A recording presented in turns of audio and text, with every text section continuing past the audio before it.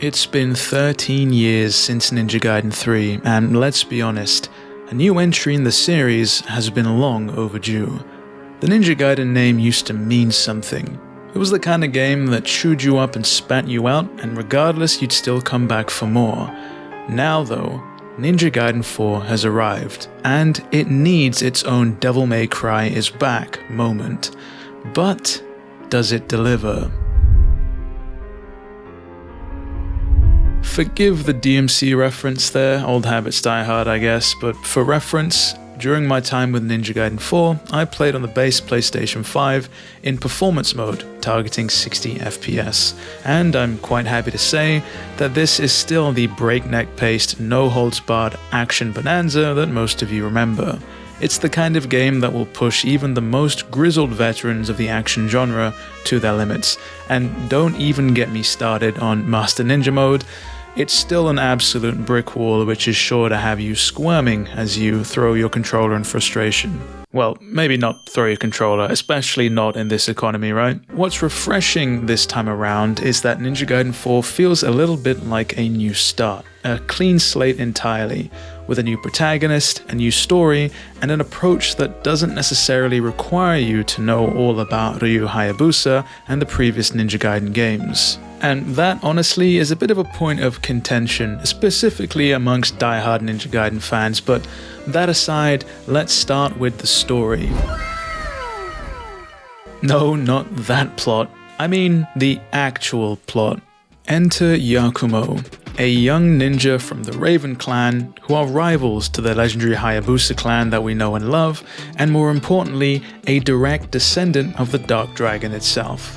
Now, whilst Ryu Hayabusa is known for saving the world from demon apocalypse after demon apocalypse, the Raven clan prefers to operate in the shadows, taking on the dirty work that's necessary that pretty much no one else can.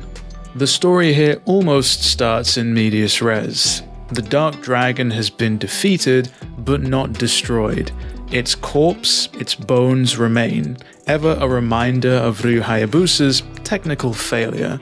As a result, Tokyo itself has been corrupted, twisted into a living nightmare, and Yakumo sets out on a path to purge this evil once and for all. And as expected, his path does indeed cross with Ryu's, which is fantastic. If I'm honest, it leads to some incredible moments, and the cutscenes involving the two I think are probably the highlight of the game for me. Yakumo himself is somewhat cool, calm, collected, but clearly he has something to prove, specifically because he's not technically a master ninja yet. Meanwhile, Ryu is basically the hero that we all know and love. Not necessarily full of emotion or narration, he's, as the game dubs him, a super ninja of legend. And it sets up a little bit of an interesting dynamic between the two. Thinking about it, you've got a master here versus a successor, this idea of legend versus legacy. And as I previously alluded to, this is where some fans might be a little bit divided. Newcomers probably won't really notice, but for those of you who've been following the series, Yakumo here is the focus, don't get it wrong. Ryu is here, sure, he's a part of the game, but he's no longer the star of his own show, so to speak. And that ties into the gameplay itself too, which is a wonderful segue.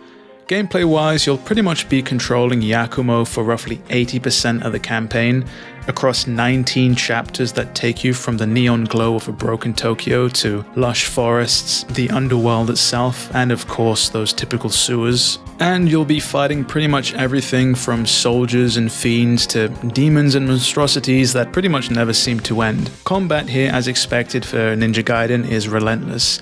You'll constantly be on the move, wall running, slicing, dicing, and dodging for your life. I know there was some concerns that Team Ninja was stepping back for the development of this game, letting Platinum Games take the light and the reins. And though they do slightly from the typical formula of a Ninja Gaiden, the combat here still feels amazing. You've got your standard light and heavy attacks, your dodges, your blocks, your parries, the essentials, and then the game begins to layer on the good stuff. Ultimate techniques that unleash these brutal cinematic combos, obliteration techniques that pretty much destroy enemies in showers of blood, And then you've got the new Bloodbind mechanics, which are modifiers tied to each weapon. For example, Yakumo's staff here has a Bloodbind mechanic that transforms it into a hammer that could potentially explode on impact if you time your charges just right. It's these little touches combined with the series' trademark intensity that makes the combat here so satisfying. Yakumo also has access to a berserk state. Think Devil Trigger, but not quite, allowing you to spend it all to wipe out a field of enemies, or allowing you to use it bit by bit for cinematic obliteration techniques. And as you might expect, you can also use the environment to your advantage during combat too, slashing at enemies from wall runs or using vantage points to rain down death from above, and it all just combines for a pretty cool experience. Ultimately, with the difficulty here, veterans will probably feel right at home. I played on normal and I found it to be well paced, but newcomers I think might struggle just a little bit, even on normal, as the enemies do hit quite hard and can wipe you out if you don't pay attention. Thankfully, there is a training mode that the game has provided, and it does a pretty good job of getting you up to speed, alongside the numerous amounts of tips and tricks that the game will surface at you every time a new weapon, for example, is added to your repertoire. Speaking of your repertoire, your arsenal tends to grow as you play, and upgrading it is fairly deep. There are two main systems at play here: the weapon experience system, where you're able to gain experience from defeating enemies, allowing you to purchase new moves for that weapon at any given point. Then you also have access to ninja coins, the currency that's used in the in-game store to buy general upgrades that are weapon agnostic. Ultimately, these two systems allow for a ton of playstyle variety. You've got some players who focus purely on ultimate techniques, others might focus on their favorite weapon, some will potentially weapon switch mid-combo, but ultimately the variety is there. I've spoken at length about Yakumo, so let's switch gears here for a second and talk about Ryu Hayabusa, the Super Ninja as the game dubs him. Ryu's sections carry over many of the same mechanics as Yakumo, including this new modifier system for the True Dragon Sword called the Gleaming Blade. Now, whilst he does feel great to play, very much like his Ninja Gaiden self with, a few tweaks here and there, his part in this game is limited. He only gets one weapon, which is obviously the Dragon Sword, and I would have thought that Team Ninja learnt their lesson from the blowback of Ninja Gaiden 3, but it looks like they've just missed a beat here entirely.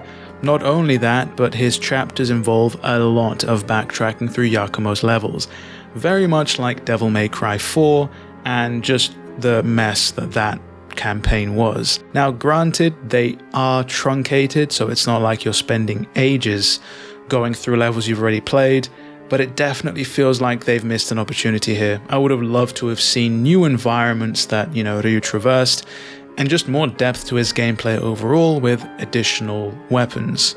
Thankfully, once you beat the game, you can replay any mission with any character, so feasibly, you can play the whole game as Ryu the second time round, and that is something that actually DMC5 dropped the ball on quite a bit. Outside of the main story campaign and its 19 chapters, there is plenty to do. Each chapter will feature side missions, hidden chests, and of course those secret encounters. Each of the chapters will also feature special purgatory gates. Torii gates that will whisk you away literally to the underworld, where you face wave after wave of enemies. Think of them as this game's tests of valor, so to speak. But these special challenge arenas actually allow you to wager your health for greater rewards, which I thought was a cool touch. If you are incredibly confident in what you're doing, you can wager away 75% of your health, permanently being capped for only 25% of your health in that one encounter, and basically if you survive, the loot is definitely worth it. My initial playthrough here took around roughly 15 hours RTA in real time, though the game's in-game counter tells me that it's only roughly about 9 hours.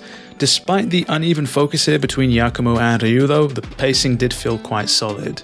And as I mentioned earlier in this review, the highlights definitely have to be those close encounters between Ryu and Yakumo, whether it's in gameplay or cutscenes. And I think once you guys actually, get a chance to see them and play them for yourself, I think most of you will agree. Completing the game though does unlock a few additional things. You do gain access to the aforementioned character select, chapter replay, the Master Ninja mode of course, which is going to have you tearing your hair out, alongside specific trials where you'll be able to face off against more enemies or bosses under certain restrictions or conditions, so to speak. I think ultimately the only real downside here with unlocks has to be the fact that outfits, your cosmetics and weapons are purely tied to DLC. I really am not a fan of this, especially when these things were part of previous games. One thing that I do have to talk about, and talk about quite positively, has to be the aesthetics and presentation of this game. Visually, I feel like Ninja Gaiden 4 really nails the tone, from the rain-slicked rooftops to the blood-soaked blades and just that moody Tokyo skyline overall that just looks incredible in motion. I know some people might be turned off by the gratuitous spurts of blood, but for me it kind of just adds to the experience. Blood spatters glisten off your sword, every hit feels incredibly brutal as well. It's not just visually, the game, thanks to the excellent sound design, also feels full of impact. There's definitely a rhythm to the chaos, and loath though I am to mention it, those of you who have played DMC5 might recognize some of the vocals in some of the songs that play, so keep your ear out for those. Ultimately though, this does feel like a bit of a next-gen entry in the Ninja Gaiden series, one that brings the series visuals up to modern standards without losing that classic energy. Though I will say that Ninja Gaiden 2 Black definitely gives this game for a run of its money, because that game, just purely off its art direction, has some beautiful vistas too. So did Ninja Gaiden 4 hit the mark? Honestly, it depends on who you ask and how ingrained into the series they are, but for me, I think it did. It's fast, brutal, stylish, and surprisingly, a bit of a beginner-friendly entry for the series. Even with Platinum Games at the helms of the combat design duties, I think it still retains just enough of that Ninja Gaiden feel. Could it be better? Of course, but I think it's a pretty strong step forward and a message from Team Ninja that they still care about the fans and they still care about the series. Let's just hope it doesn't take another 13 years for the next one. And with those closing remarks, we come to the end of my review for Ninja Gaiden 4. If you enjoyed it or found it useful, then leave a like and consider subscribing for more Ninja Gaiden 4 content. And let me know down in the comments below, did Ninja Gaiden 4 live up to your expectations? With all that said and done, it has been me, DevilNeverCry. I'd like to thank all of you for watching, and as always, I'll see you all next video.